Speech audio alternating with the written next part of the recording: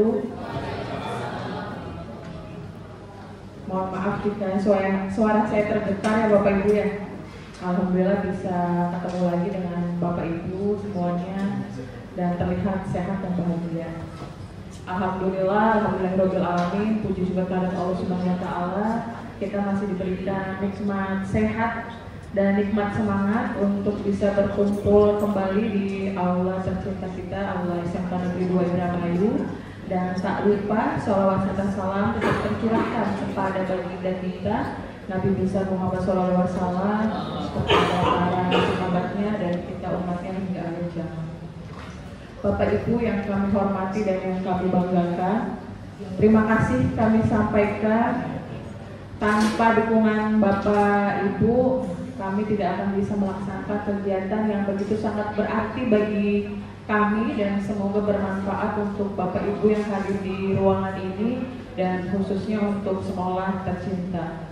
Baik Bapak Ibu, kegiatan hari ini yaitu diseminasi hasil kegiatan pendidikan kami mengenai tentang budaya positif yang insya Allah di SMK Negeri 2 Indramayu sudah sangat luar biasa dalam pembiasaan budaya positifnya ya Bapak Ibu. Dan untuk acara hari ini nanti yaitu ada susunannya, ada pembukaan, kemudian menyanyikan lagu Indonesia Raya, selanjutnya pemateri dari Bu Haja Lulu, Pak Abdul Rohim, Pak Makus, dan diakhiri oleh saya dan ditutup doa.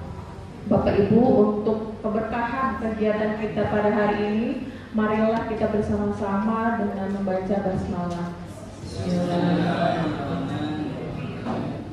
Dan Bapak Ibu dimohon untuk berdiri, kita menyanyikan lagu Indonesia Raya secara bersama-sama.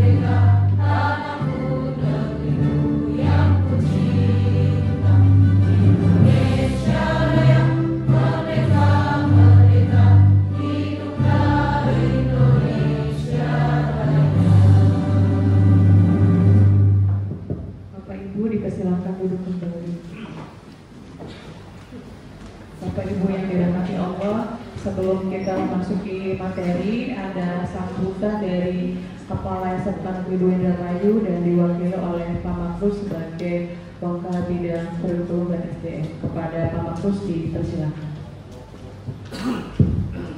Baik, terima kasih. Assalamualaikum warahmatullahi wabarakatuh. Bapak Ibu yang dimuliakan Allah, pertama kita wajib bersyukur karena kita masih diberikan berbagai macam nikmat yang Allah berikan pada kita semua, terutama nikmat pekerjaan. Karena banyak orang yang mencari pekerjaan, banyak orang yang pengen bekerja di SMK Negeri Indramayu, pengen jadi guru. Kita yang diberi kesempatan itu. Oleh karena itu kita wajib bersyukur terhadap semua nikmat yang Allah berikan kepada kita semua. Bapak Ibu yang saya hormati, kegiatan diseminasi ini merupakan salah satu kegiatan dari rangkaian program Guru Penggerak, di mana kita diwajibkan melakukan aksi nyata dari hasil modul 1.1, modul 1.2, 1.3 dan terakhir 1.4. Kita diberikan kesempatan untuk melaksanakan aksi nyata. Aksi nyata ini di sini berupa diseminasi. Kami memberikan sedikit materi tentang keilmuan di CGP sehingga memberikan dampak yang positif kepada SMK Negeri 2 Indramayu. Di sini tentang pembiasaan disiplin positif, sehingga kita akan belajar bagaimana itu namanya segitiga restitusi, bagaimana 5 fungsi kontrol sebagai guru dan lain sebagainya, tentang teori motivasi, tentang disiplin yang positif itu seperti apa. Nanti kita akan mendapatkan ilmu yang sangat berharga itu. Itu saja yang dapat saya sampaikan, dan selamat kepada Pak CGP dari SMK Negeri 2 Indramayu dan Bapak Ibu yang ada di sini bisa menyimak, mendapatkan ilmu yang sangat berharga untuk kepentingan kita sebagai guru, karena kita adalah guru yang profesional. Demikian dari kami. Wabillahi taufiq wal hidayah. Wassalamualaikum warahmatullahi wabarakatuh. Waalaikumsalam warahmatullahi wabarakatuh. Terima kasih Pak Mahfuz atas sambutannya. Bapak Ibu, sebelum mengawali materi kita pada hari ini, ada terima kasih Pak Raffi. Masih lagi mikir. SDG-nya itu bikin pusing ya Pak. Bagi saya yang kurang jelas atau connect, terima kasih, tapi begitu sangat menghibur Pak Rohim. Baik Bapak Ibu yang kami hormati dan kami banggakan, langsung saja kami memaparkan materi tentang budaya positif yang akan disampaikan oleh Bu Hajah Lulu Baryanti. Kepada Bu Hajah Lulu dipersilakan. Bismillahirrahmanirrahim. Assalamualaikum warahmatullahi wabarakatuh.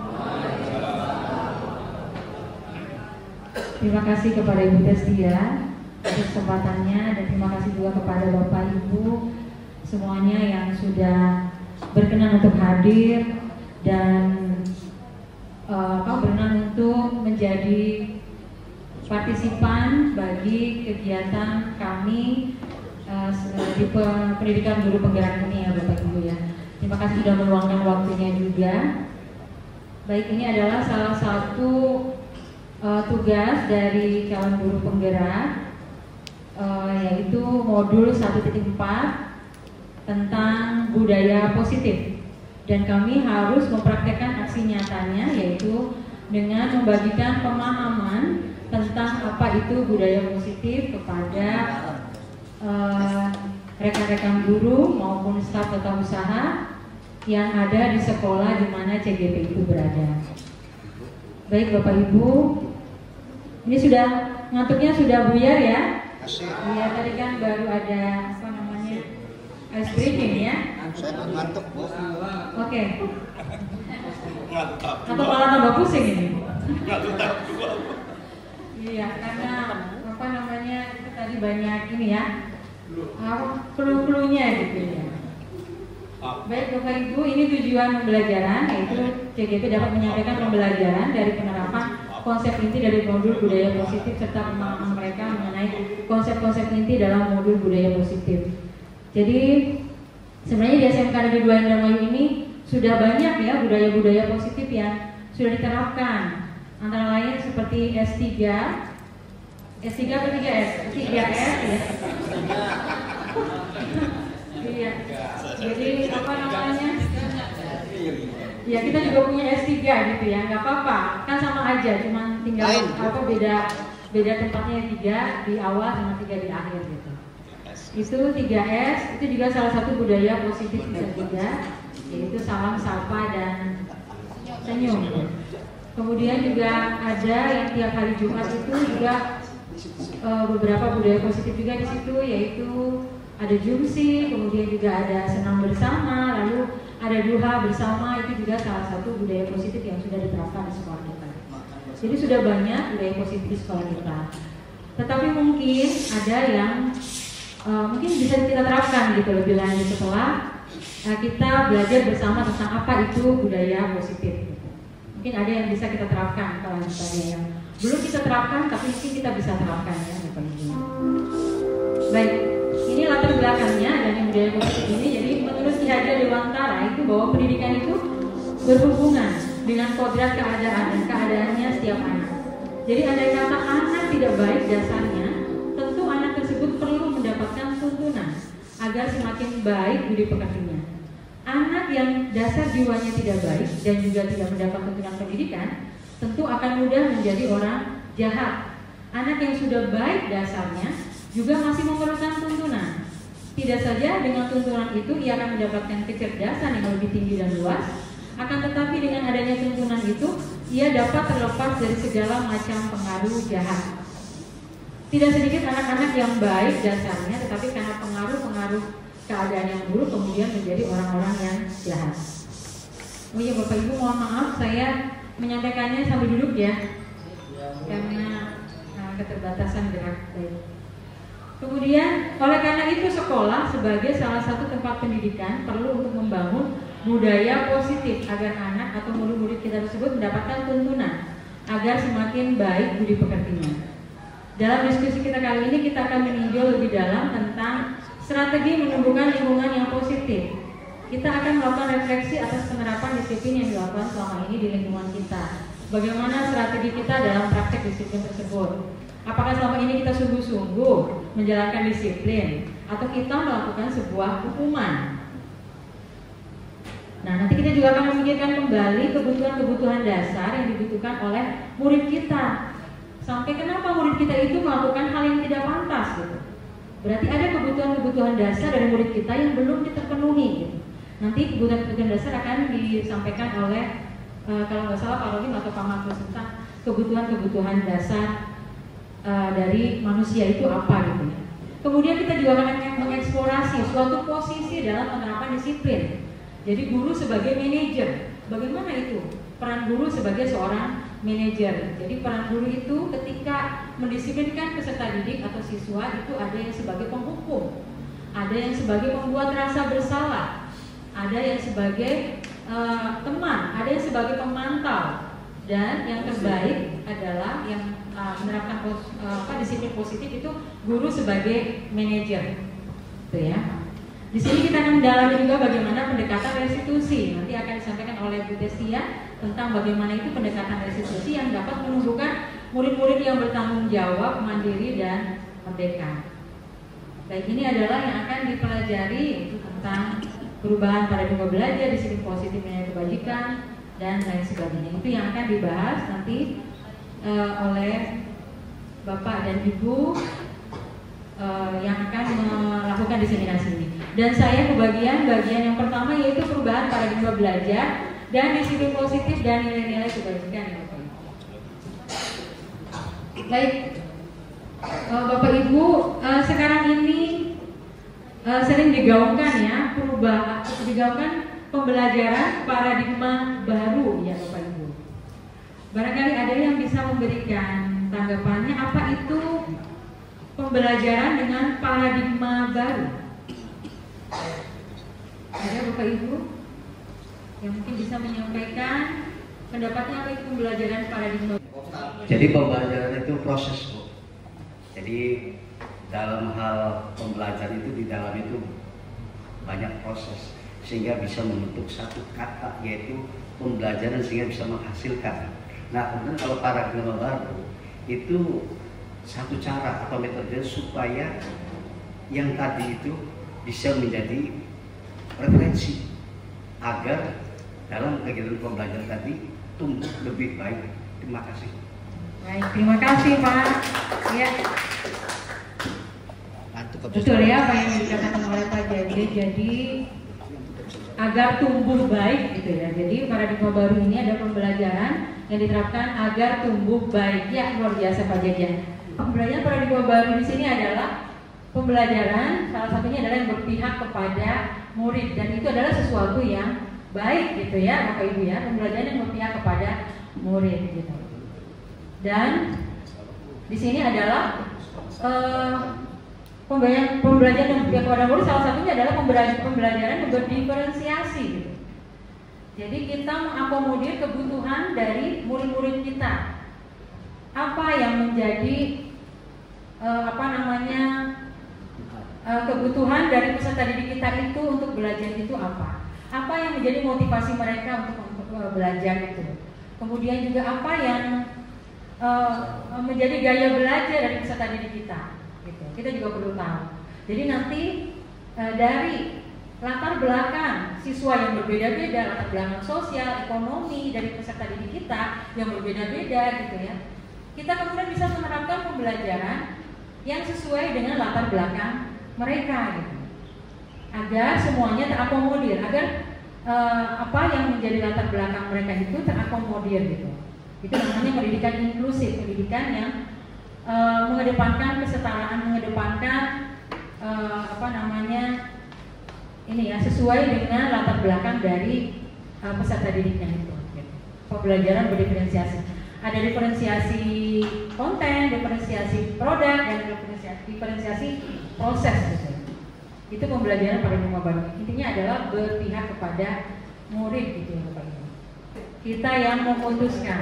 Nah itulah sebenarnya sejatinya dari suatu kontrol diri itu, bahwa kita yang menentukan, bukan orang lain yang menentukan.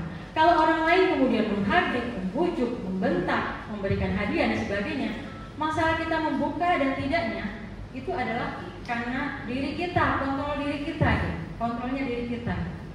Gitu. Kalau kemudian kita membuka, itu bukan alasannya, dianya karena kasih hadiahnya lebih besar. Itu tidak bisa menjadikan alasan. Karena itu berarti bukan kita yang mengontrol, tapi orang lain yang mengontrol. Jadi ketika kemudian kita membuka atau menutup kepala tangan kita, itu adalah murni karena diri kita yang menginginkan itu, bukan karena orang lain, bujukan orang lain dan sebagainya. Itulah yang kita harapkan saat kita nanti menerapkan disiplin positif ini ya. Salah satu budaya positif adalah disiplin positif. Itu adalah bahwa siswa kita seharusnya mempunyai kontrol diri mereka, bukan karena hardikan kita, bukan karena pemberian hukuman kita. Kemudian siswa kita mau melakukan. Yang kita harapkan siswa kita itu melakukan konsekuensi atas hukumannya, konsekuensi atas ketidakdisiplinannya itu murni karena kontrol dia sendiri, kontrol mereka sendiri. Karena mereka menyadari tentang kekeliruan atau kesalahan yang mereka buat itu. Baik, nah inilah kita akan lanjutkan dengan miskonsepsi tentang teori kontrol ini Bapak Ibu. Jadi ada ilusi, ada miskonsepsi tentang guru mengontrol murid gitu. Nah ini kalau kemudian murid melakukan apa yang diperintahkan oleh gurunya, itu sebenarnya kita tidak tahu bahwa murid itu melakukan karena takut pada ancaman kita, takut pada bujukan kita, nggak tahan dengan bujukan kita atau bagaimana gitu. Itu. Jadi kemudian guru punya power. Padahal sebetulnya siswa mungkin bisa jadi pengen menolak gitu, tapi karena rasa takut itu akhirnya tertutupi. Itu ilusi guru mengontrol murid gitu.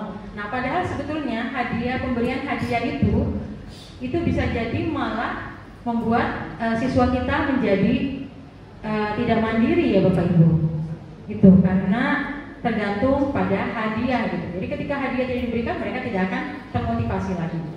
Kemudian ilusi bahwa orang dewasa berhak memaksa. Ini juga miskonsepsi tentang teori kontrol. Nah, sekarang yang kita harus perbarui adalah bagaimana kita merubah paradigma stimulus respon kepada pendekatan teori kontrol. Jadi, paradigma stimulus respon itu adalah suatu konsep dalam psikologi yang menjelaskan bagaimana perilaku seseorang itu dibentuk atau dipengaruhi oleh rangsangan. Jadi siswa kita itu berlaku karena adanya motivasi eksternal, motivasi dari luar, motivasi dari guru gitu.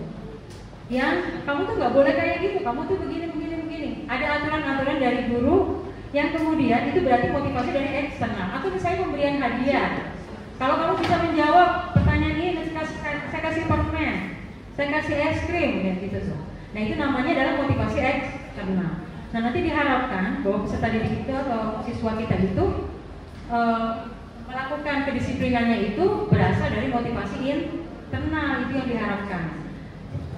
Jadi nanti beralih ke teori kontrol. Jadi siswa sendiri yang mengontrol dirinya sendiri. Itulah yang dimaksud dengan disiplin yang positif. Nah, jadi seperti ini paradigmanya Bapak Ibu. Kalau stimulus respon atau yang menerapkan disiplin berdasarkan motivasi eksternal, berdasarkan dari luar, itu anggapannya bahwa realitas atau kebutuhan kita semua itu sama. Padahal belum tentu ya Bapak Ibu ya, kebutuhan siswa itu sama gitu. Contoh misalkan ada ya siswa itu yang dia misalkan contohnya ini merebut makanan temannya, merebut makan siang temannya, direbut makan siang temannya. Nah kemudian kita tanya alasannya apa kamu merebut makan siang temanmu itu? Kemudian dijawab alasannya adalah karena saya tidak diberi makan, tidak diberi bekal oleh orang tua saya, tidak diberi bekal oleh orang tua saya. Berarti itu kurang kebutuhan apa? Kebutuhan bertahan hidup, kebutuhan survival. Anak itu berarti kekurangan kebutuhan hidup. Kemudian ditanya lagi, misalnya alasannya berbeda lagi. Oke, kamu kenapa alasannya? Alasannya saya mah senang aja ganggu teman-teman tuh. Kalau teman-teman sedih, teman-teman murung, marah-marah tuh saya senang. Nah, iya, berarti senang melihat orang lain susah. Nah, itu senang melihat orang lain susah ya. Itu berarti dia anak tersebut kekurangan kebutuhan apa? Kebutuhan kesenangan ya Bapak Ibu. Nah, itu.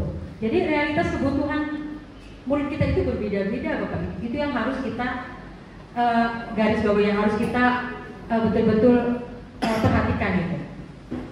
Jadi bisa jadi tindakan indisiplin anak itu mungkin sama, tapi alasannya mungkin berbeda, gitu ya.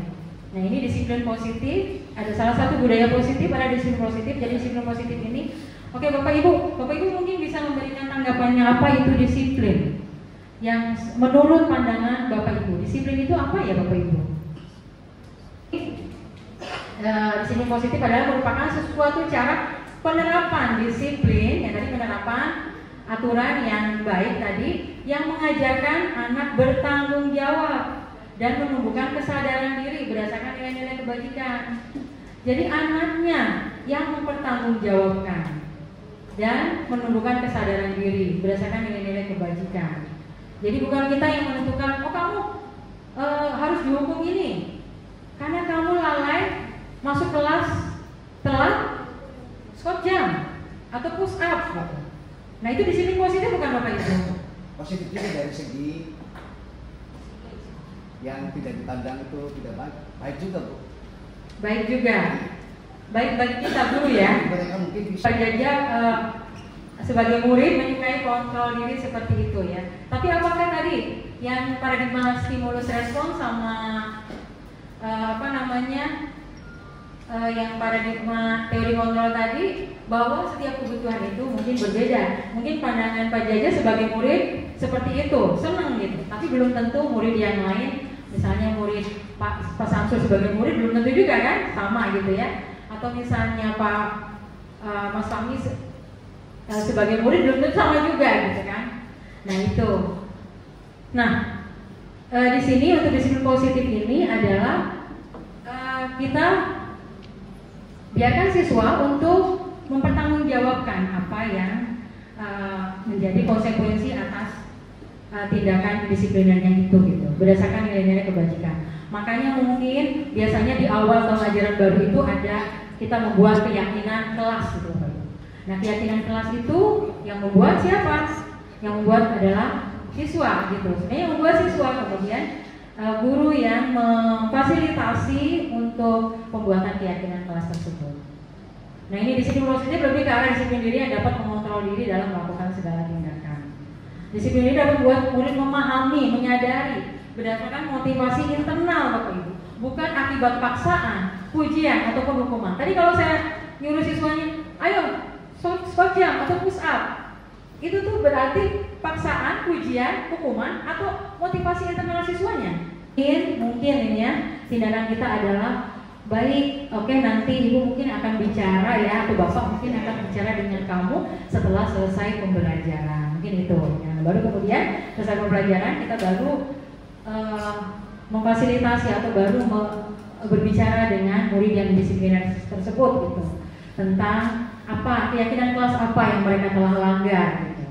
Nah kemudian apa alasannya, kita perlu tahu juga alasannya dan sebagainya. Nanti akan disampaikan oleh Bu Tasya tentang bagaimana penerapan restitusi, segitiga restitusi untuk menangani peserta didik yang melakukan kekeliruan atau kesalahan.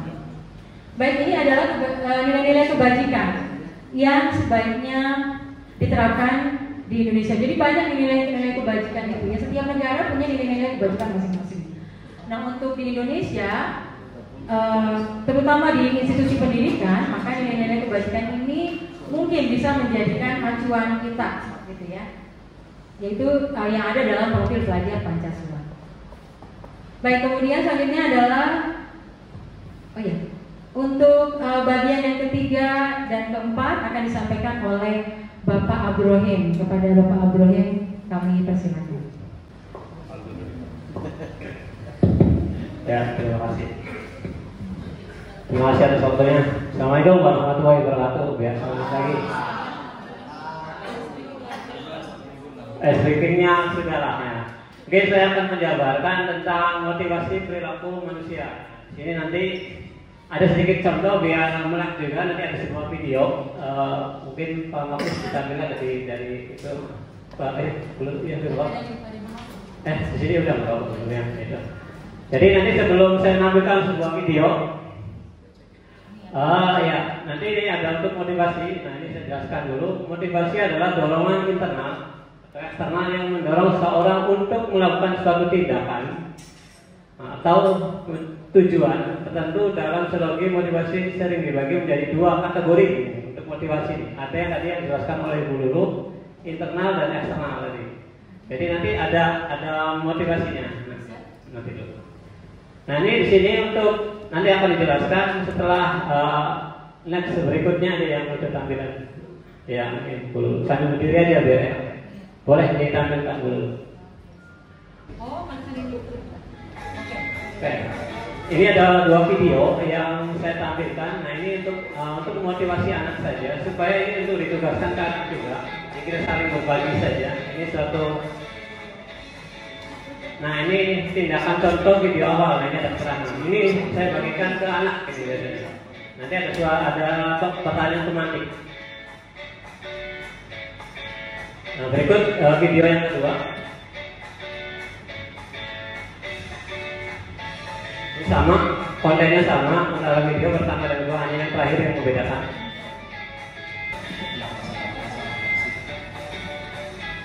Baik, ini ada dua video kategori. Nah ini biasa saya gunakan ini untuk budaya positif juga untuk nilai tadi. Apa yang membedakan video satu dengan video yang kedua? Itu mendidik anak itu ada satu perubahan sendiri. Nah sebenarnya kita ambil tema ini. Tadinya temanya itu adalah tujuan yang sama tanpa mengurangi nilai tujuan itu sebenarnya. Jadi contoh. Dalam video yang pertama itu saya mau melakukan tindakan ke lab informatika. Nah, video yang keduanya sama ke lab informatika, cuma di sana ada nilai plusnya. Nilai plusnya itu ketika ada sampah yang sama tujuannya. Nah kita itu mendidik nilai positif ke anak itu gimana caranya kita tanpa mengurangi, istilah sama-sama tujuannya. Dan tujuan dari kita mau mengajar itu ada sampah di sampingnya tanpa mengurangi, kalian tinggal ambil dan buang ke sampah. Itu tujuan awalnya. Nah sebenarnya dari tujuan sana kita itu bisa memanfaatkan pertanyaan pemantiknya. Apa yang nanti akan didapat selain kita membantu untuk membersihkan sampah tadi, kita juga bisa membantu nanti ada pertanyaan pemantik untuk ke siswa kita. Sebenarnya seperti itu. Nanti ada kaitannya dengan motivasi. Nah motivasi kita itu untuk apa? Nanti nanti saya tampilkan sebuah video tugas-tugas anak. Ya, sebenarnya tujuannya hanya sekedar satu, saya kasihkan tugas ke anak video seperti ini, dan anak pun sudah akan mempraktekkan praktek baiknya. seperti itu. Nah, jadi tadi ada uniknya adalah pertanyaannya membuang sampah, ya. Dan selain membuang sampah, apa lagi yang didapat? Adalah apa lagi yang didapat selain membuang sampah? Datang lebih awal. Datang lebih awal. Nah, dari sana sebenarnya kita juga di sana ada dalam tadi penjelasan Ibu Haji Lulu itu ada profil pelajar Pancasila. Kebetulan saya juga mengajar di profil pelajar Pancasila. Nah, di sana nanti ada video tentang kebersihan, tentang loyang dan sebagainya. Nah, di sana kita ketika membuang sampah itu kita tanpa disadari membuang sampah tadi itu kita sudah membantu membersihkan ruangan yang kotor. Bayangkan kalau kita ditindakan oleh anak-anak itu ada suatu budaya positif seperti tadi. Sama kita mau lewat ada sampah tinggal diambil dibuang. Tanpa mengurangi kita tindakan yang tadinya. Tujuannya tanpa mengurangi nilai tujuan tersebut. Oke. Nah di situ nanti saya ambil tugas dari anak yang di link itu aja. Yang banyak tugasnya dari anak itu sifat dari positif yang Google Drive. Iya, yang boleh dicun aja nggak apa-apa. Nah sebenarnya kita membuat konten sebenarnya anak ini cara buat karena ya bebas sebenarnya. Nah sebenarnya kita buat konten, jadi kita ada perubahan prakarsa di sana. Kita intinya adalah memanfaatkan teknologi. Ada salah satu video ya yang sedikit saya lucu juga ini YouTube yang kontennya anak. Itu kan anak yang setiap kali itu selalu bermain game. Nah kita gimana caranya supaya kita dialihkan? Kalau kita dilarang anak main game itu semakin dia akan bermain game terus. Coba kita manfaatkan, dialihkan ke teknologinya. Ini tugas anak tanpa disadari. Ini anak membuat kreasi dari saya berikan contoh itu. Kita tanpa memberikan suatu tugasan ke anak, hanya memberi satu contoh. Coba kalian buat prakarsa ini untuk budaya positif, ya. Jadi membuat konten intinya saya itu adalah dalam tugas ini membiasakan anak itu berbuat baik itu istilahnya dia berkreasi. Nah, ini tanpa diajari oleh kita intinya. Ya, saya hanya memberikan suatu contoh saja dan anak itu langsung membuat. Ternyata anak itu lebih senang terhadap ini. Salah satunya adalah tentang teknologinya. Nah sebenarnya ada salah satu anak yang senang ketika tidak ada gurunya dia main game. Nah gimana caranya kita dirubah paradigmanya? Jadi jangan terlalu banyak main gamenya, tapi banyak membuat konten-konten yang positif. Nah seperti ini sebenarnya banyak untuk video-video, termasuk video-video motivasi yang lainnya. Ini sebenarnya anak itu lebih banyak membuat kreatifnya lebih pandai daripada kita. Tadi yang kita itu baru sederhana. Kalau anak lebih pandai lagi.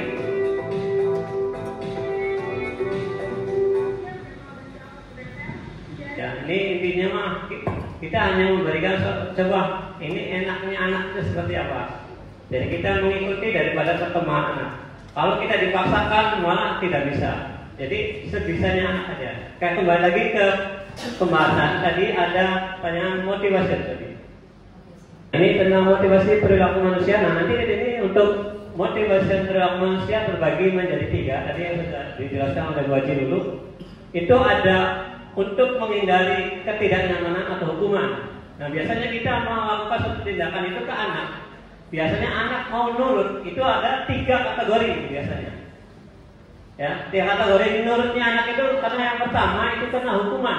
Jadi takut duluan. Pasti dia nurut. Yang kedua itu adalah karena dapat imbalan hadiah. Ini manusiawi. Ya, kalau ketika ada imbalannya, ada hadiahnya, pasti kita semangat. Dan yang terakhir itu adalah untuk menjadi orang yang mereka inginkan dan menghargai diri sendiri dengan nilai-nilai yang mereka percayai. Nah, ini dari kesadaran si anak itu sendiri tanpa adanya paksaan. Jadi ketika saya ambil sebuah contoh tadi video yang saya kirimkan tadi itu adalah sok kamu kreasi sendiri.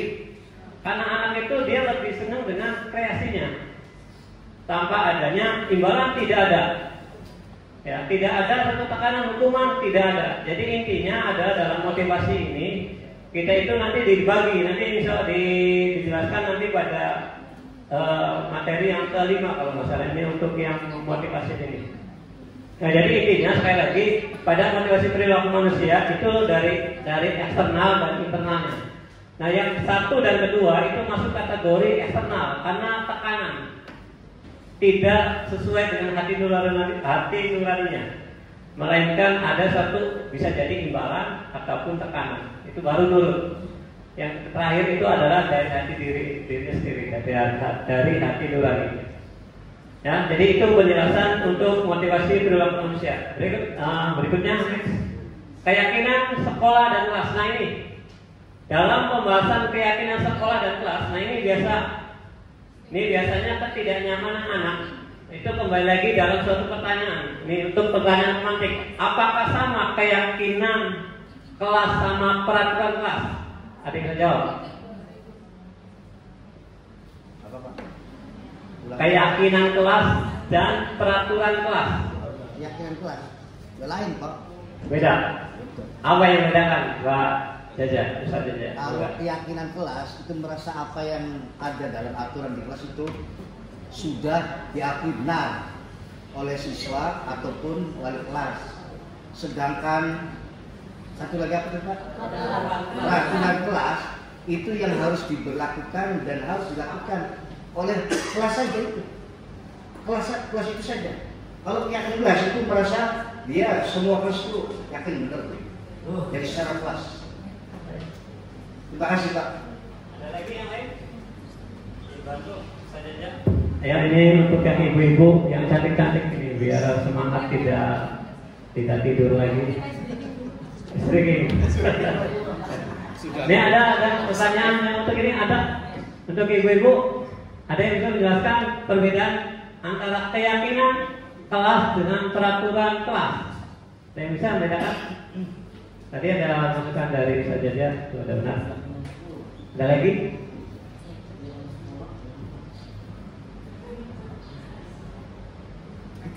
Ya, boleh Ibu Desi. Boleh Ibu Desi. Ini aslinya ini adalah guru BK ini aslinya. Ini aslinya ada pelajaran guru BK-nya. Apa? Boleh Bu Desi. Enggak apa-apa. Mana Bu Desi tuh? Bu Desi. Oh, Bu Resti, Desi. Desi. Bu Desi. Duh, banyak modus, wis enggak kan? Modus. Kenapa Bu Desi Pak? Baik Bapak mau sedikit aja ya, karena saya juga mungkin masih malam juga. Ini hanya yang kami ketahui gitu ya. Kalau peraturan kelas mungkin dibuat secara sepihak ya, ditaati oleh semua siswa gitu, kesannya wajib. Sedangkan keyakinan kelas itu dibuat bersama-sama antara guru dengan peserta didik dan disepakati secara bersama. Ditaati juga secara bersama. Seperti itu mungkin yang saya pahami. Oke. Ya, terima kasih Bu Desi.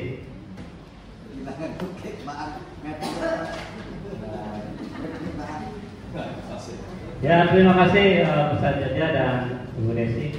Ya, jadi itu adalah benar. Jadi identik daripada keyakinan kelas dan peraturan kelas. Nah, kalau peraturan itu aturan, ya, dan harus biasanya ada kata ditaati. Nah, di sini adalah sesuatu yang ini seperti undang-undang lah. Istilahnya harus tindakan yang harus sekiranya ketika ada suatu kesalahan, maka itu harus peraturan pelanggaran itu biasanya pada peraturan. Nah, sekarang keyakinan ini itu tidak bisa dibentuk, ini harus dalam hati nurani. Jadi sebuah motivasi, keinginan. Jadi ketika untuk kita untuk memperbarui, jadi istilahnya untuk merubah, itu ada satu keyakinan. Nanti ada sebuah contoh-contohnya, ya. Itu salah satunya, makanya sedikit perbedaan. Kalau aturan itu harus dipatuhi. Ketika tidak dipatuhi, maka ada sanksi. Sanksi. Nah, betul Pak Ustaz Jaja. Nah, kalau keyakinan kelas di sini itu suatu keyakinan yang tidak ada sanksinya. Jadi harus dari hati nurani dan harus istilahnya bisa juga bersama-sama, bisa juga. Tapi tidak ada sanksi, ya seperti itu. Next Bu Haji. Ada sebuah contoh di sini. Yang apa langsung aja. Nah ini keyakinan sekolah ataupun kelas. Nah ini keyakinannya bersifat lebih abstrak daripada peraturan. Nah ini sudah dijelaskan secara murid. Keyakinan kelas berupa pertanyaan-pertanyaan universal. Ya. Terus pernyataan keyakinan kelas senantiasa dibuat dalam bentuk positif. Nah ini suatu motivasi. Biasanya kalau saya sendiri itu karena biasa untuk pelajaran untuk bukan ya, karena saya ditugaskan untuk yang di BLK. Pertama kali yang saya buat itu pada anak, pertanyaannya kamu ambil jurusan yang kamu dapat itu untuk apa? Mau tujuannya apa? Nah itu salah satunya adalah dalam bentuk pertanyaan keyakinan bahwa dia sekolah di sini itu mau kemana? Kantor, TKJ. Nah, jadi intinya mau kerja kemana? Nah itu suatu keyakinan sehingga dia termotivasi untuk belajar lebih giat lagi. Nah itu salah satu sudut sebuah pertanyaan. Keyakinan kelas sebaiknya suatu dapat diterapkan di lingkungan tersebut. Semua warga kelas hendaknya ikut berkontribusi dalam pembuatan keyakinan kelas lewat kegiatan curah pendapat. Nah itu ada di diskusi tadi. Oke, next berikutnya. Nah ini contoh-contoh keyakinan kelas. Nah ini ada yang kelas 1 SD, keyakinan untuk kelas 5. Ya, setiap anggota kelas perlu belajar. Nah ini salah satunya yang sering kita pada SMK ini. Biasanya kalau saya itu mengambil satu tindakannya adalah arah tujuan anak ini mau apa belajarnya. Ya tadi yang kemarin yang barusan saya ambil sebuah video itu adalah tentang profil belajar Pancasila. Tadi banyak tuh untuk video-videonya, malah ada anak yang gotong royong dan sebagainya. Jadi termotivasi sebenarnya dari anak itu termotivasi dengan sendirinya. Baik, next berikutnya. Oke, itu saja. Ada yang tanyakan saat ini antara untuk motivasi atau cerita coba, ada. Nanti terakhir.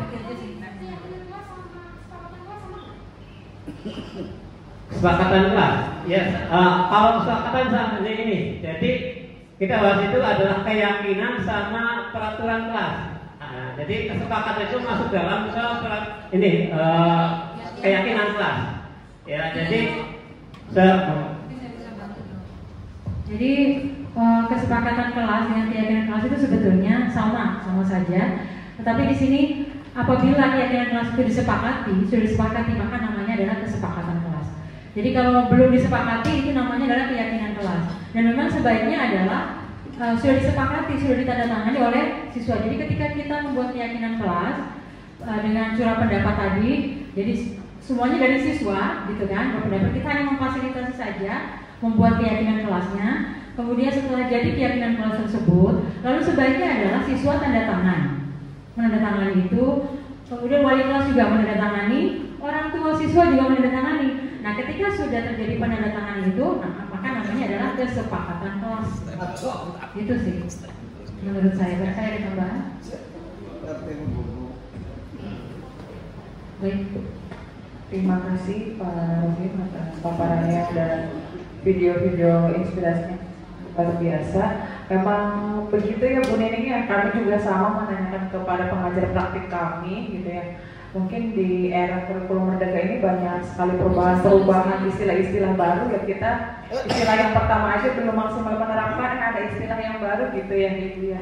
Tapi kesepakatan dan keyakinan insya Allah tujuannya sama, yaitu segala hal yang disepakati oleh murid dan kita guru, bahkan mungkin bisa ke orang tua ya Bu ya. Selanjutnya Bapak Ibu hebat semuanya, pemaparan yang akan disampaikan oleh Pak Makrus tentang kebutuhan dasar manusia dan 5 posisi kontrol. Kepada Pak Makrus dipersilakan.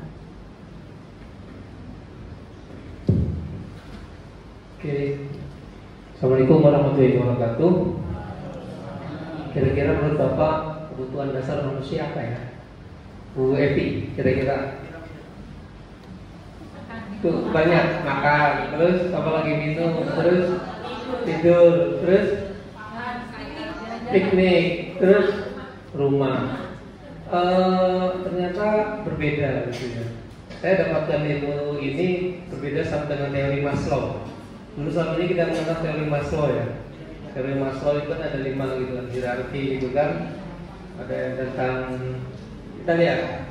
Jadi kebutuhan dasar manusia terutama siswa itu ada 5. Silakan Bu. Terus lanjut. Jadi semua manusia ini, jadi manusia, siswa terutama, ini kaitannya sama siswa. Siswa itu kebutuhan dasarnya ada 5.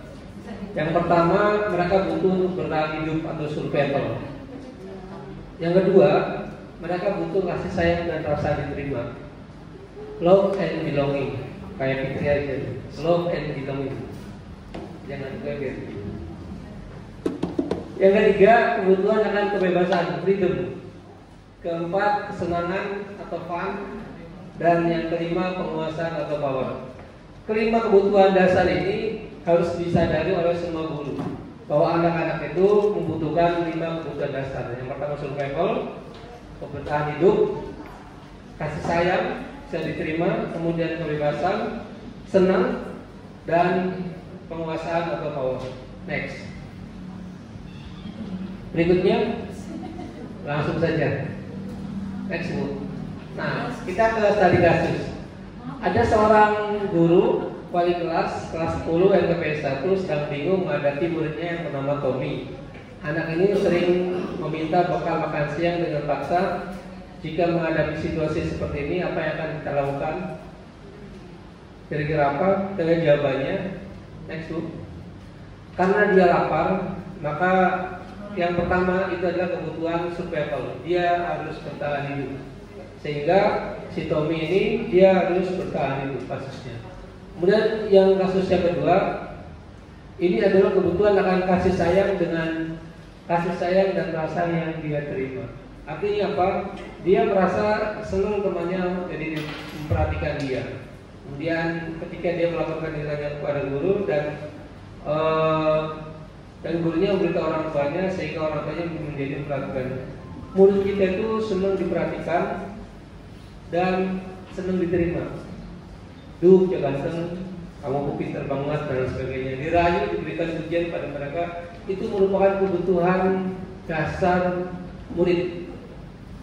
Ya, berikutnya.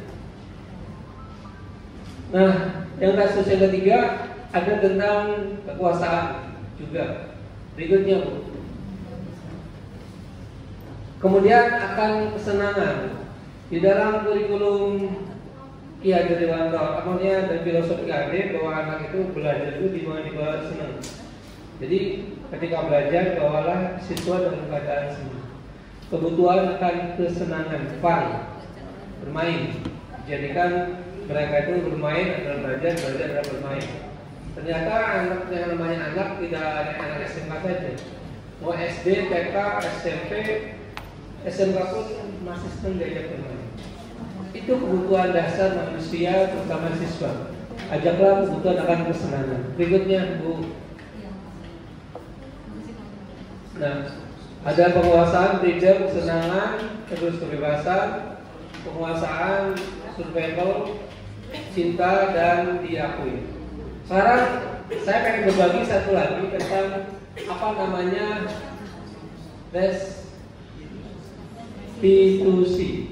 Kata-kata baru, restitusi menurut Bosen tahun 2004 menciptakan bagaimana kondisi murid bisa memperbaiki kesalahannya. Kita anggap semua murid ini pernah melakukan kesalahan, namanya juga siswa. Ya. Dan bagaimana cara memperbaiki kesalahan itu? Ada namanya restitusi. Bagaimana cara menanamkan disiplin pada murid. Pada bab ini, tadi dari awal bagaimana tentang kedisiplinan positif, teori motivasi. Teori motivasi itu menggenggam tangan. Gimana caranya mereka bisa memaksa orang supaya membuka ini tapi nggak mau, tanpa ada dorongan dari diri sendiri nggak mau. Nah, di sini restitusi ini juga bagaimana memperbaiki kesalahan. Next Bu. Ternyata Bapak Ibu dapat yang baru lagi bahwa kita sebagai guru itu ada 5 posisi kontrol. Ya, dan sering mungkin kita pernah di sini, pernah di posisi ini, pernah di posisi ini, 5 posisi kontrol ini berdasarkan ilmuwan, berdasarkan ilmu pendidikan. Yang pertama, guru sebagai penghukum. Ketika ada murid yang datang telat, hei kamu datang telat terus, lari, penghukum. Ya, sering juga kita melaksanakan itu, sering. Ya, seperti ini yang kita lakukan. Kemudian guru sebagai pembuat merasa bersalah. Ketika ada siswa datang, biasanya guru kalau posisinya sebagai pembuat rasa bersalah, kamu telah mengecewakan Bapak. Terlalu. Kalau cowok ke cewek patas. Nah, ya sama aja, pokoknya membuat anak merasa bersalah. Ya. Kemudian posisi yang ketiga, guru sebagai teman. Ya. Guru sebagai teman, ya kita memposisikan sebagai teman pada kamu tidak menganggap maunya Bapak sebagai ini, gitu. Tolonglah, gitu kan. Tolonglah Bapak supaya kamu lebih datang lagi dan sebagainya. Ini kita sebagai teman. Kadang kita melaksanakan seperti kayak gitu. Ada juga guru sebagai pemantau. Pemantau. Ketika ada siswa telat, coba lihat peraturannya apa ya gitu. Peraturannya apa? Oh, peraturannya datangnya harus jam 6.40 atau jam 6.30. Kita memantau, kita memberikan aturan, kita memberikan pemahaman dan lain sebagainya. Memantau. Nah, terakhir guru sebagai manajer. Guru sebagai manajer ini yang paling baik, ya, dimana guru mencarikan alasannya kenapa, bagaimana cara memperbaikinya, bagaimana kelanjutannya, seperti apa dan sebagainya. Nah, 5 posisi ini dilakukan semua oleh seorang guru. Kapan, siapa yang terbaik dan sebagainya, tergantung situasinya. Ya. Kadang kita memperlakukan sebagai pembuat hukuman, sebagai penghukum. Ya wajar karena kita memang mendisiplinkan siswa, apalagi di sekolah ketahanan harus diajarkan tujuan bermain. Ketika anak melanggar kedisiplinan, harus ada hukuman dan sebagainya. Tapi timbulnya kedisiplinan yang positif. Apa disiplin positif itu? Disiplin yang timbul dari kesadaran dirinya sendiri. Oke ya. Jadi ada 5 materi saja. Maksudnya 5 posisi ini. Yang pertama penghukum, yang kedua membuat orang bersalah, yang ketiga guru itu sebagai teman, ketiga guru itu sebagai pemantau, dan terakhir sebagai kontrol manager. Ini ilmu yang bisa saya share kepada Bapak Ibu guru dalam mendidik anak siswa-siswa kita. Lanjut Bu, kayaknya sudah selesai.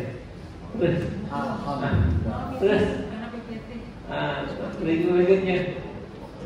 Kalau ini manajer ini yang terbaik, dia juga pertanyaannya, kenapa kamu telat nak, gitu kan? Kenapa kamu telat? Kemudian, bukankah kamu pengen menjadi seorang tentara? Bukankah kamu pengen mempunyai tujuan? Gitu kan? Jadi dikuatkan karakternya. Kemudian evaluasi dirinya. Ini kalau posisinya sebagai manajer. Jadi ditanyakan, dikuatkan wataknya, tujuannya seperti apa, kemudian diposisikan sebagai individu yang positif. Ini yang harus dilakukan kalau guru sebagai seorang manajer. Berikutnya Bu, nah ini segitiga restitusi akan lebih menarik lagi yang akan disampaikan sama Ibu Dia. Terima kasih dari saya. Assalamualaikum warahmatullahi wabarakatuh.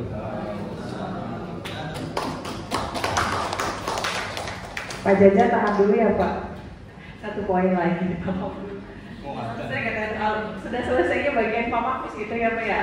Mohon. Ya kalau ada pertanyaan saya bertanya Pak Mahfuz. Ya, boleh ya Pak yang habis. Saya ya Pak sebentar Pak. Pertanyaan cuma satu. Tadi itu situasi dan kondisi yang mungkin bisa dilakukan salah satunya. Boleh ditahan dulu ya Pak Jaja ya. Mohon izin Bapak Ibu, terima kasih masih bertahan di tempat duduknya. Ini sangat luar biasa ya. Ibu Tia kok masih TGP-nya di SMK 2 gitu ya. Untuk saya sih alhamdulillah ya Bapak Ibu, dari balai besarnya masih nama SMK Negeri 2 Indramayu. Jadi mohon izin dan mohon berkenan, mungkin saya masih di sini dan alhamdulillah terima kasih ya, karena rezeki yang sangat berlimpah itu adalah mempunyai rekan dan lingkungan yang saling mensupport ya. Dengan dibuktikan Bapak Ibu yang luar biasa masih ada di depan kami sampai saat ini dan mungkin menunggu sampai selesai. Terima kasih banyak. kami lanjutkan ya Bapak Ibu ya.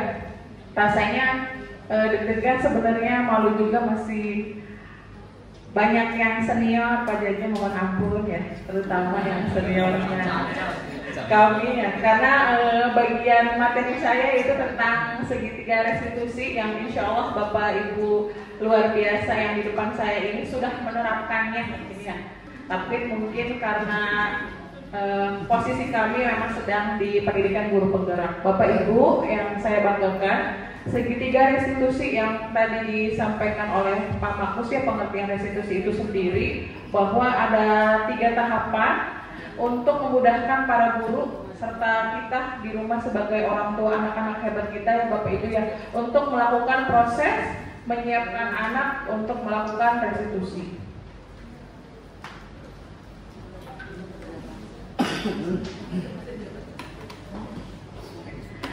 Bapak Ibu, ini segitiganya ya, yaitu ada 3 tahapan dalam segitiga restitusi. Yang pertama yaitu menstabilkan identitas, yang kedua validasi tindakan yang salah, dan yang ketiga yaitu menanyakan keyakinan.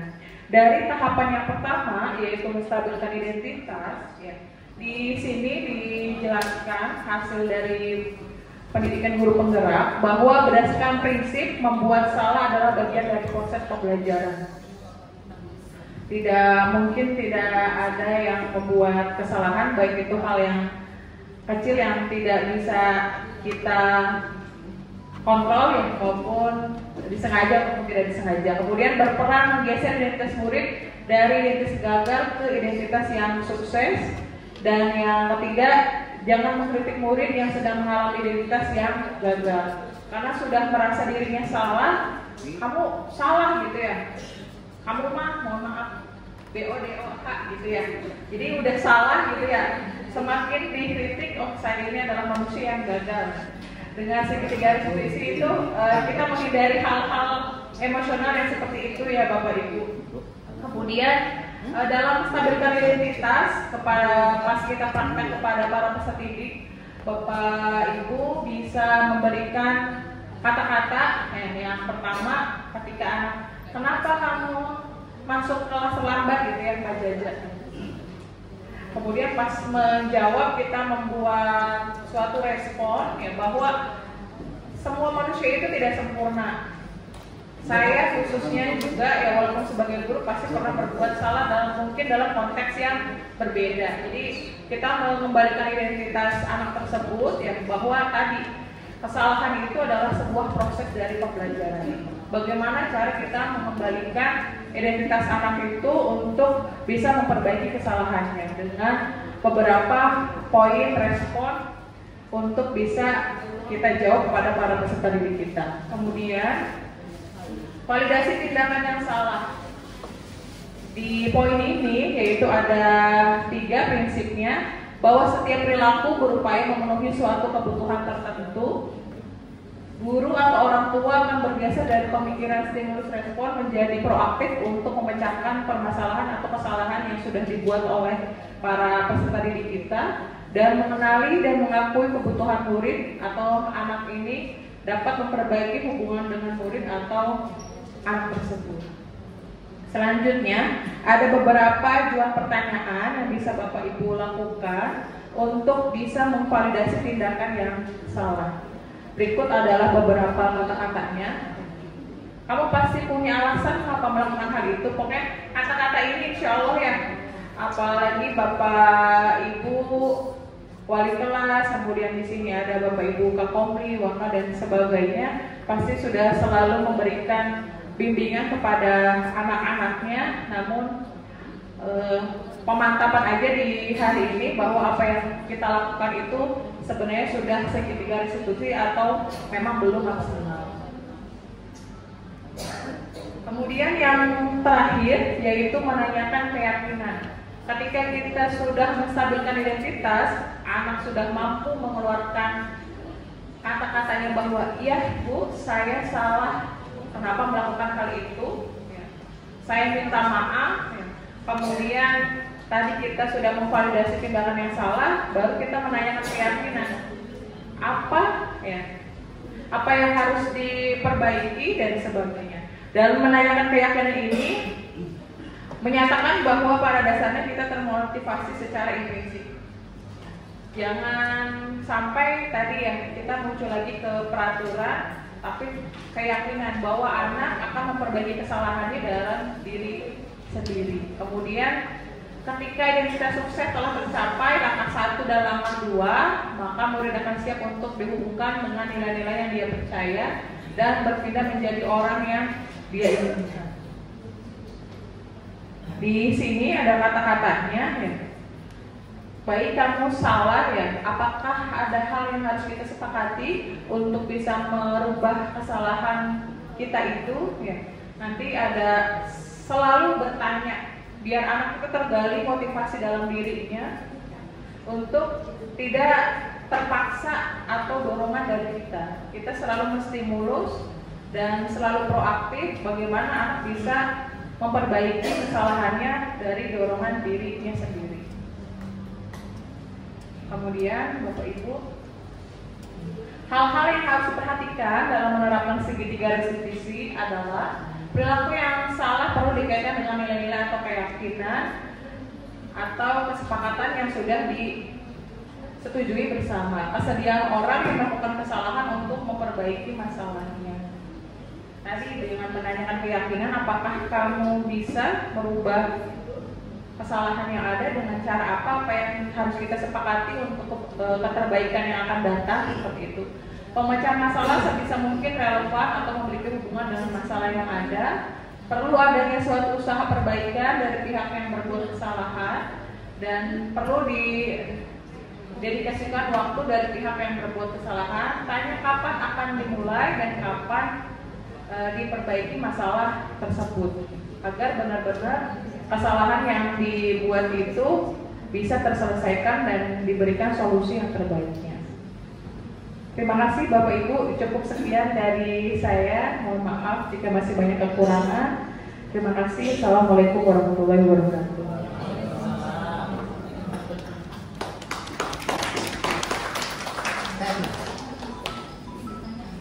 Boleh 10 menit ya Bapak Ibu, barangkali ada pesan atau respon-respon dari Bapak Ibu yang bisa didiskusikan, mohon kami minta waktunya sebelum penutup. Terima kasih. Dua pertanyaan barangkali Bapak Ibu narasumber yang di depan. Yang pertama, ini kalau dari segi positif atau negatifnya dan internal serta eksternalnya, setiap kali kita menegur anak atau mungkin kita tadi menasihati anak, kontrol tadi itu kalau dari segi agama, maaf ya, ada satu ayat mungkin la ikraha fiddin. Dalam agama itu tidak ada paksaan. Dalam hal ini kita membimbing anak, kalau konsep tadi dipakai itu ke anak dengan dipaksa, mungkin ada dua perubahan nanti. Mungkin ada yang bisa, ada yang tidak. Karena mungkin Bapak Ibu mungkin pernah alami punya anak masih kecil. Itu pada saat anak itu usia TK atau SD, adik nanti kalau puasa bisa satu hari anak adik Bapak Ibu ngasih sepeda. Maaf ini, sama seperti anak kita. Kalau kalian bisa menjawab pertanyaan dari materi yang saya sampaikan benar semua atau baik, maka kamu akan saya kasih nilai 100. Motivasi seperti ini salah tidak dalam dunia pendidikan yang Bapak Ibu tadi saya sampaikan. Yang kedua, kalau saja kita tadi Pak Rohim ya, itu kalau ada sampah Pak, Bapak enak sampah cuma satu bersih di atas. Maaf Pak, saya setiap hari itu kalau lewat dari kelas, maaf nih kelas belakang pacaran, ini ujung kelas ini sampai ke sana tuh ujung itu. Bapak lewat pagi antara jam 7 sampai jam 11. Bau sedap sampahnya luar biasa. Ini masukan. Terima kasih Bapak Ibu yang saya hormati. Kurang lebih mohon maaf. Assalamualaikum warahmatullahi wabarakatuh. Waalaikumsalam warahmatullahi wabarakatuh. Thank you. Untuk kan di dunia disiplin positif. Iya. Pak Jaja ya. Jadi tadi diibaratkan, makanya ketika kita pengen ngajarkan ke anak, genggam tangannya, di sini ada permata gitu kan, sok supaya di temennya supaya ini dibuka gitu kan, ada ini dipukul, dikasih uang, dikasih ini, kan kontrolnya gimana? Dari dirinya sendiri kan, begitu dibuka ya sudah gampang selalu. Artinya bahwa kesadaran yang paling bagus untuk merubah sesuatu itu adalah kesadaran dari diri sendiri, Pak. Ini namanya disiplin positif. Memberi hadiah boleh gitu kan, membentak ya tadi, pukul itu kan bisa saja. Tapi yang paling bagus adalah kesadaran sendiri untuk membuka telapak tangan ini. Tidak harus dengan cara dipukul, tidak harus dengan cara ini dikasih es krim apa gitu kan. Tapi begitu ada kesadaran diri sendiri, mudah sekali. Artinya bahwa di pendidikan ini haruslah kesadaran itu harus dimunculkan dari diri sendiri anak tersebut. Ustaz? Siap? Oke. Yang kedua, kesadaran tentang tadi itu membuang sampah dan lain sebagainya. Kembali Pak, membuang sampah dan itu adalah salah satu program, maksudnya perubahan para prakasa perubahan. Jadi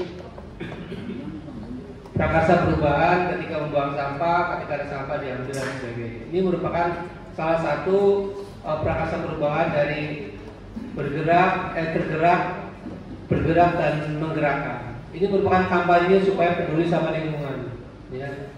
Ini harus dijadikan kepedulian kita semua terhadap lingkungan permasalahan kita. Kembali ke filosofi tadi, disiplin positif. Tanggung jawab kebersihan ini adalah dari diri sendiri gitu kan Pak. Karena semuanya adalah tanggung jawab bersama Pak. Itu ya mungkin karena kita nggak tahu juga gitu kan, sehingga nanti kita akan berikan komplain ataupun masukan ke bagian cara. Terima kasih Pak Ustaz Jaja. Oke. Alam Ustaz, alam. Semangat dong. Semangat. Nah, mungkin tambahan saja Pak Jaja ya, kaitannya dengan pertanyaan Pak Jaja yang kedua tadi itu. Sebenarnya Pak Jaja sudah punya kesadaran diri gitu dengan apa namanya melaporkan ini tuh. Jadi kesadaran diri itu tidak harus dengan kemudian kita turun tangan mengerjakan itu, bukan, tetapi dengan melaporkan, menyampaikan hal ini kepada pihak sekolah untuk kita pikirkan bersama, untuk kita kemudian mencari solusinya. Itu adalah juga suatu hal yang kesadaran diri yang sudah baik gitu Pak. Gitu. Terima kasih. Bolpen saya kembalikan. Enggak, Pak.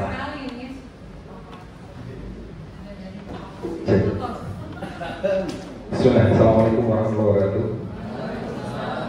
Terima kasih atas kesempatannya Bapak Ibu CIP. Saya mau ngasih refleksi aja. Jadi bukan pertanyaan, ini sebuah refleksi apresiasi saya untuk Bapak Ibu calon guru penggerak angkatan 11 dari SMK Negeri Indramayu. Saya merasakan banyak hal luar biasa yang hari ini ditampilkan, ya, dan terutama kawan saya yang paling dekat. Ya, saya bersyukur dulu ngompor-ngomporin beliau, itu CGP, dan sekarang kelihatan hasilnya gitu. Jadi Bapak Ibu, budaya positif itu betul tadi sudah dipaparkan bahwa bukan tidak harus kemudian yang namanya bergerak menggerakkan itu harus kita selalu turun tangan langsung, tidak. Terkait dengan tadi apa yang disampaikan oleh Pak Ustadz Jaja, saya teringat beberapa bulan yang lalu, ya kurang lebih 1 bulan kemarin, itu sempat viral juga ada sekelompok anak muda yang kemudian membersihkan sungai, kalau nggak salah di Cimahi ya, kemudian sampai diberikan bendungan sementara gitu untuk menjaga sampahnya tidak kemana-mana, sampai juga dengan dipasang CCTV di situ tadi. Jadi ya CCTV yang 24 jam dan sudah bikin MOU antara pemerintah setempat dengan kelompok pemuda tadi bahwa ketika nanti kami akan membersihkan sungai itu, maka suatu saat terpantau oleh kamera CCTV kami ada warga yang buang sampah di situ, maka kami berhak untuk mengembalikan sampah tadi ke rumah warga tersebut. Itu sampai MOU-nya seperti itu. Tapi kenyataannya apa? Kenyataannya nggak sampai seminggu penuh. Artinya tadi sudah disampaikan oleh teman-teman, Pak Mahfuz terakhir tadi juga menyampaikan bahwa kesadaran dari diri itu jauh lebih penting, dan ini butuh proses yang tidak sebentar, ya, butuh proses yang sangat panjang.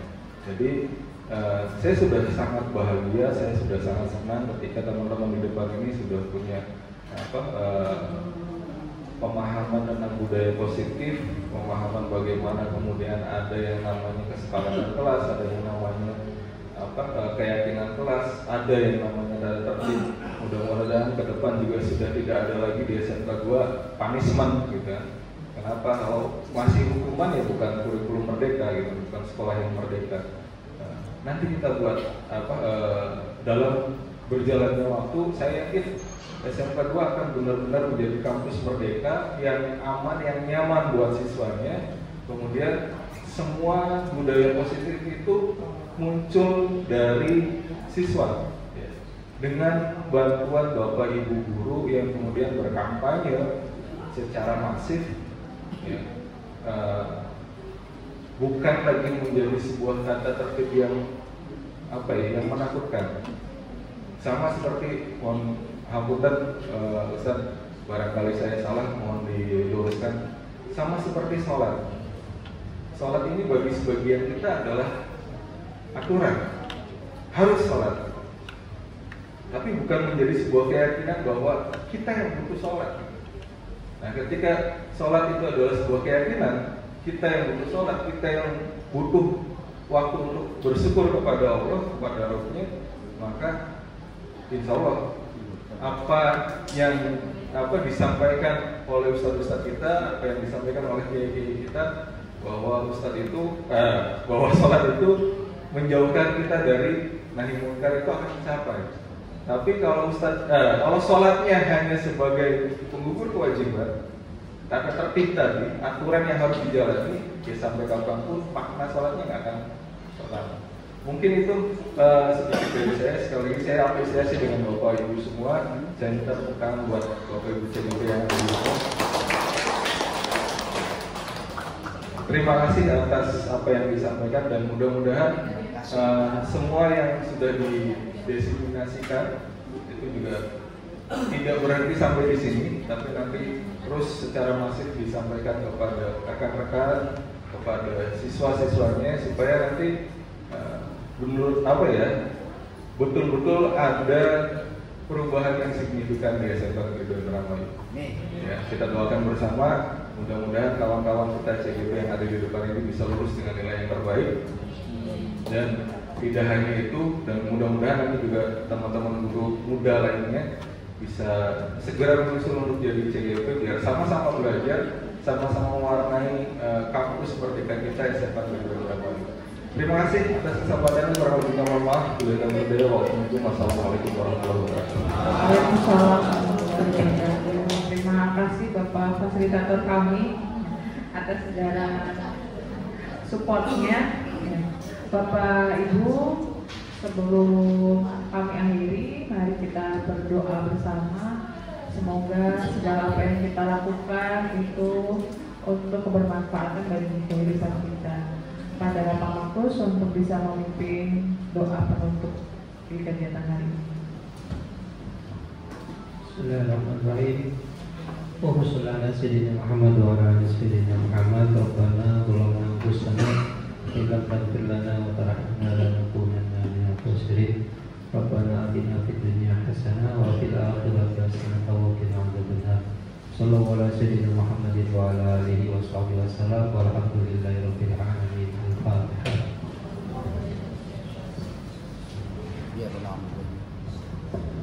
Bapak Ibu hebat semuanya, kami haturkan beribu-ribu terima kasih. Mohon maaf sudah mengganggu waktunya. Semoga kebermanfaatan ada pada diri kita dan lingkungan kita semuanya. Sebelum saya tutup, saya punya pantun Bapak Ibu. Pergi berkunjung ke rumah mantan. Di rumah mantan duduknya lesehan. Saya ucapkan terima kasih untuk perhatian dan mohon maaf jika ada kesalahan. Kami akhiri Bapak Ibu. Wassalamualaikum warahmatullahi wabarakatuh.